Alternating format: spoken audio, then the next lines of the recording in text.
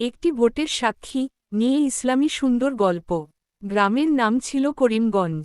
ছোট্ট কিন্তু শান্ত একটি গ্রাম। মসজিদ, বাজার আর সবুজ ধানের ক্ষেত, সব মিলিয়ে যেন বর্তময় এক জনপদ। গ্রামে চেয়ারম্যান নির্বাচন হবে। 2 জন প্রার্থী দাঁড়াল, হাবিব সাহেব ধনী ও প্রভাবশালী, এবং আব্দুল করিম গরিব কিন্তু অত্যন্ত সৎ মানুষ। মসজিদের আলোচনা। জুমার নামাজ শেষে ইমাম সাহেব বললেন, ভোট একটি আমানত। কিয়ামতের দিন আল্লাহ জিজ্ঞেস করবেন, তুমি কাকে ক্ষমতা দিয়েছিলে, কেন দিয়েছিলে? সবাই চুপ হয়ে গেল, কিন্তু সবাই একইভাবে বিষয়টি নেয়নি। প্রলোভন।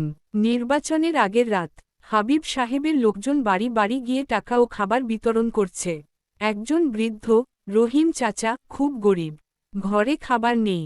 তাকে 2000 টাকা দিয়ে বলা হলো, চাচা, কাল কিন্তু ভুল করবেন না। রহিম চাচা টাকা হাতে নিয়ে বসে রইলেন। তার নাতি বলল, দাদু, আমরা তো খুব কষ্টে আছি, টাকা রেখে দাও। রহিম চাচার চোখে পানি চলে এলো। রাতের আত্মসমালোচনা। রাতে তিনি ঘুমাতে পারলেন না।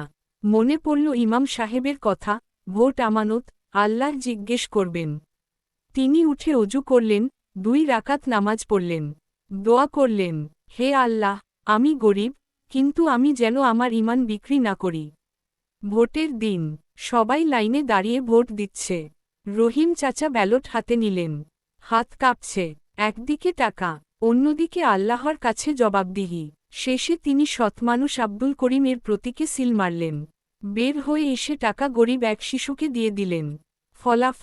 ফলাফল ঘোষণা হল, অল্প ভোটে আব্দুল করিম জয়ী। সবাই অবাক, এত টাকা খরচ করেও হাবিব সাহেব হারল কিভাবে? ইমাম সাহেব মুচকি হেসে বললেন, একটি হালাল ভোট 1000 হারাম ভোটকে হারিয়ে দিতে পারে। রহিম চাচা নীরবে আকাশের দিকে তাকালেন। শিক্ষা। ভোট শুধু নাগরিক অধিকার নয়, এটি আমানত। টাকা নিয়ে ভোট দেওয়া মানে সত্য বিক্রি করা। আল্লাহর জন্য ছোট সৎ কাজও বড় পরিবর্তন আনতে পারে। নিশ্চয়ই আল্লাহ তোমাদের আদেশ দেন আমানত যথাস্থানে পৌঁছে দিতে। সূরা নিসা 58। ভিডিওটি ভালো লাগলে লাইক দিন। গল্প থেকে কি শিখলেন কমেন্ট করুন, শেয়ার করে অন্যকে জানার সুযোগ করে দিন। এরকম আরও শিক্ষণীয় ভিডিও পেতে চ্যানেলটি সাবস্ক্রাইব করে পাশে থাকবেন।